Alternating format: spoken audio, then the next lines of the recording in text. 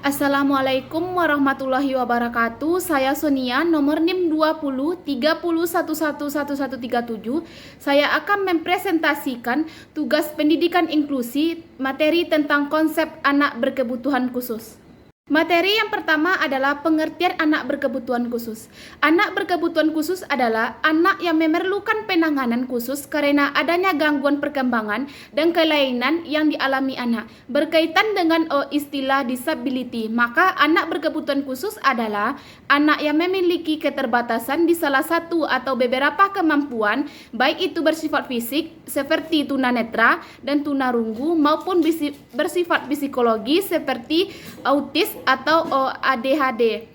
Anak berkebutuhan khusus menurut Heward adalah anak yang karakteristik khusus yang berbeda dengan anak pada umumnya, tanpa selalu menunjukkan apa ketidakmampuan mental, emosi, atau fisik.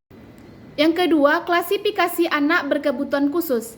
Klasifikasi anak berkebutuhan khusus ini adalah terbagi menjadi anak dengan gangguan fisik. Yang pertama yaitu tunanetra. Tunanetra ini adalah anak yang indera penglihatannya tidak berfungsi sebagai saluran penerimaan informasi dalam kegiatan sehari-hari seperti orang waras.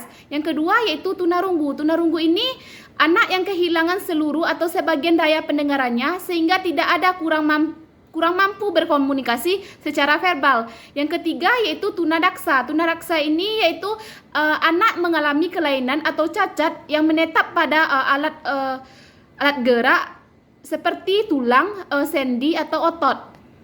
Anak dengan gangguan emosi dan perilaku. Yang pertama yaitu tunalaras. Tunalaras adalah anak yang mengalami kesulitan dan penyesuaian diri dan bertingkah laku tidak sesuai dengan norma-norma yang berlaku. Yang kedua yaitu anak dengan gangguan komunikasi, bisa disebut tunawicara, yaitu anak yang mengalami kelainan suara, artikulasi, pengucapan, atau kelancaran bicara yang mengakibatkan terjadi penyimpangan bentuk bahasa, isi bahasa, dan fungsi bahasa.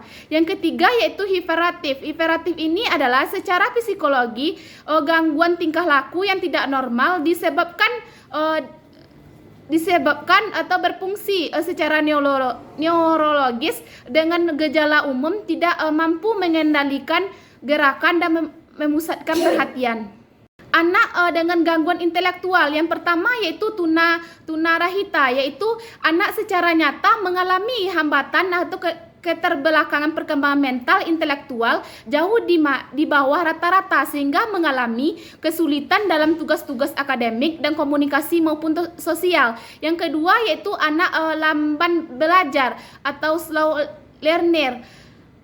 Anak yang memiliki potensi intelektual sedikit di bawah normal tetapi belum termasuk tunarahita atau biasanya memiliki IQ sekitar 70-90. Yang ketiga yaitu anak berkesulitan belajar khusus, yaitu anak yang secara nyata mengalami kesulitan dalam tugas-tugas akademik khusus, terutama dalam hal kemampuan membaca, menulis, berhitung, dan matematika. Yang keempat, anak berbakat. Anak berbakat ini adalah anak yang memiliki bakat atau kemampuan kecerdasan luar biasa, yaitu anak yang memiliki potensi kecerdasan atau inteligensi, kreativitas, dan tanggung jawab terhadap tugas-tugas di atas anak-anak sesuai dengan norma anak normal, sehingga untuk mewujudkan potensinya menjadi prestasinya nyata memerlukan pelayanan pendidikan khusus. Yang keempat yaitu autisme. Autisme adalah gangguan perkembangan anak yang disebabkan oleh adanya gangguan pada sistem saraf pusat yang mengakibatkan gangguan dalam interaksi sosial, komunikasi, dan perilaku. Yang kelima adalah indigo. Indigo adalah manusia yang sejak lahir mempunyai kelebihan khusus yang tidak dimiliki manusia pada umumnya. Yang ketiga adalah faktor penyebab anak berkebutuhan khusus. Yang pertama yaitu faktor penyebab internal. Penyebab faktor internal adalah berbagai penyebab yang terjadi berasal dari dalam diri anak itu sendiri. Yang kedua yaitu faktor penyebab eksternal. Penyebabnya adalah berbagai penyebab yang terjadi di luar anak itu sendiri. Yang ketiga yaitu penyebab ditinjau dari waktu terjadinya gangguan. Sekian, terima kasih. Wassalamualaikum warahmatullahi wabarakatuh.